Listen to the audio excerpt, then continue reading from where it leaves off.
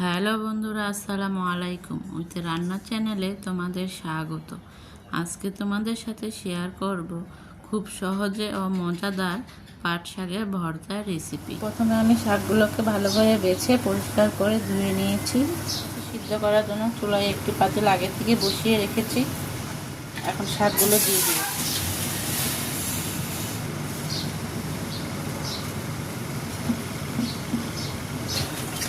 সবগুলো শাক আমি পাতিলে নিয়ে নিয়েছি।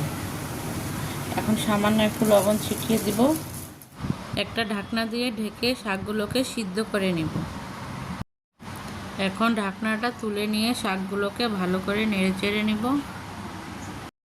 শাকটাকে ভালো করে উল্টে দিয়েছি। এখন আর শাকটা ঢেকে দিব না, এভাবে আমি শাকটাকে সিদ্ধ করে নেব।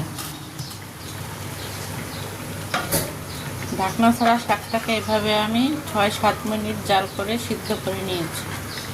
শাকটা ঢেলে পানি ঝরিয়ে নেব। চুলা থেকে নামিয়ে আমি শাকটা 2-3 বার ভালো করে ঠান্ডা পানি দিয়ে ধুয়ে নিয়েছি। এতে শাকের তিতা ভাবটা চলে যাবে। এখন চুলায় একটি কড়াই বসিয়ে সামান্য একটু লবণ ছিটিয়ে দিব। লবণ ছিটিয়ে হালকা একটু নেড়ে চেড়ে শাকগুলোকে ঢেলে দেব। এখন শাকগুলোকে এভাবে নেড়ে চেড়ে একটু ভেজে নেব। একটা খুন্তির ডান্ডার সাহায্যে শাকটাকে ঝরঝরা করে নেব।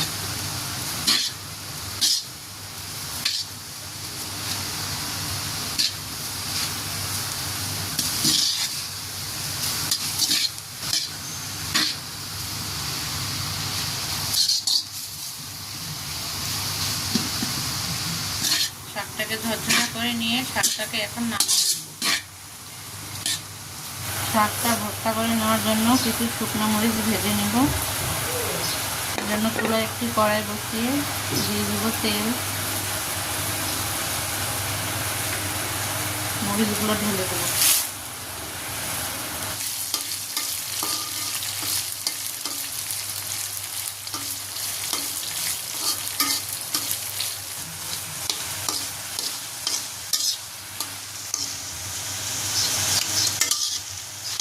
মরিচগুলোকে লাল লাল করে ভেজে নিয়েছি।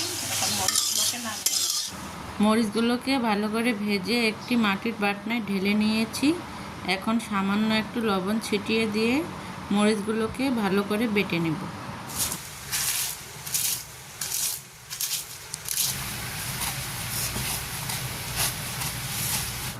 মরিচগুলোকে ভালো করে বেটে নিয়েছি। এখন শাকগুলোকে ভর্তা করে নেব। ভর্তা করার জন্য নিয়ে নেব পেঁয়াজ কুচি।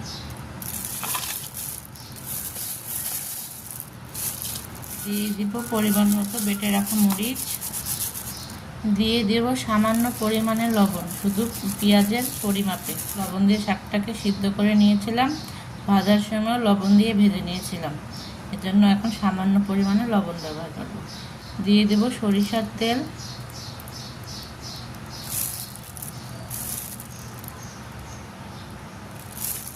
এখন পেঁয়াজ কুচি আর মরিচগুলোকে ভালো করে মাখিয়ে নেব। ভালো করে কষলে কষলে মেখে নিয়েছি।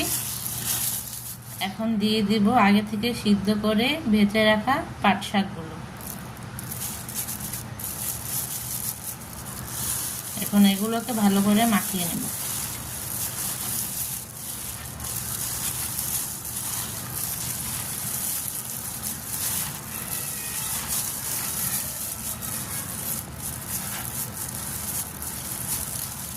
ভালো করে মেখে নিয়েছি। তৈরি হয়ে গেল আমাদের খুব সহজে পাট শাকের ভর্তা রেসিপি। বন্ধুরা, তৈরি হয়ে গেল আমাদের খুব সহজে ও মজার পাট শাকের ভর্তা রেসিপি।